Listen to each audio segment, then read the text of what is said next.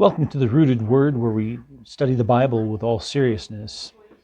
Today I want to talk with you about holiness as a requirement for your Christian walk. And first I want to get to the business at hand, which is to donate to this ministry.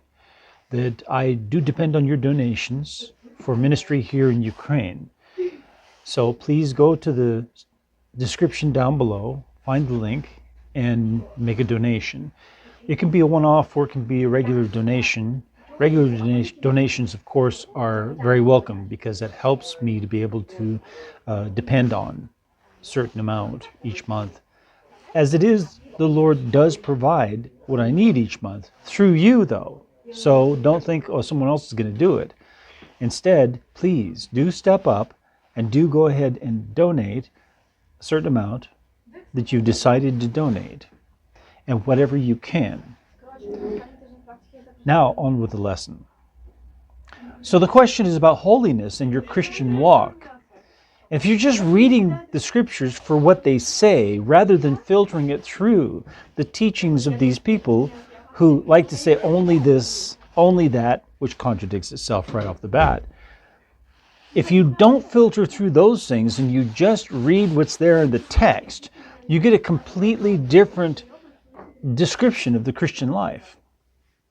I'm going to give you a couple examples where holiness, controlling your body, and holiness is something that is required to keep you out of hell. The first place is in Matthew 5, which you're very familiar with because it's quite an extreme statement that Jesus makes. He says, if your right eye offends you, like causes you to sin, pluck it out. Pluck the eye out of its socket and throw it away. It says, and cast it from you. For it is profitable for you that one of your members should perish, and not that your whole body should be thrown into hell. So let's restate that so it's easier to understand, but still truthful and faithful to what he said. If your right eye is causing you to sin through that eye, tear it out and throw it away. It's better that eye be thrown away and wither, decay, destroy off from your body than for your whole body with that eye intact to be thrown into hell. That's what he says. Now tell me that holiness is not required to keep you out of hell. Jesus just said so. If your right hand, or your left, but if your right hand should offend you, cause you to sin, cut it off. Jesus wasn't joking. He said cut it off. If your hand is causing sin, cut it off. It says, for it's better that one of your members of your body should perish than your whole body be thrown into hell. So it's pretty clear. And in another place it says your foot as well. If any of your body parts are causing you to sin, cut it off. Get rid of it. Make it die. Put it to death.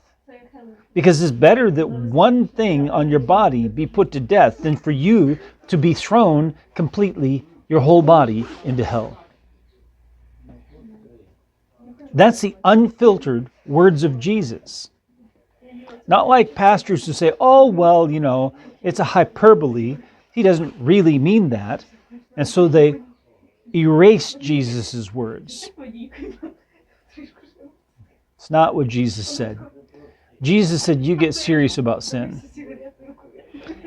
And if you're serious enough to cut your hand off because it's causing you to sin, then you're serious enough to actually stop that sin and control that body part. That's the implicit part of what Jesus is saying. It doesn't downplay the seriousness of what he says. It upholds it.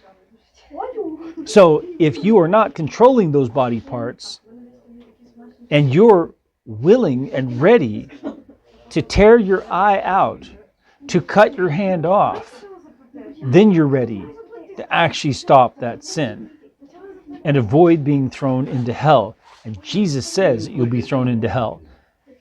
If you don't stop that body part from sinning, either by cutting it off or controlling it, you will be thrown into hell. That's what he says. Read it yourself. Matthew 5, 29 and 30. It's not an easy thing to do, but it's a necessary thing to do.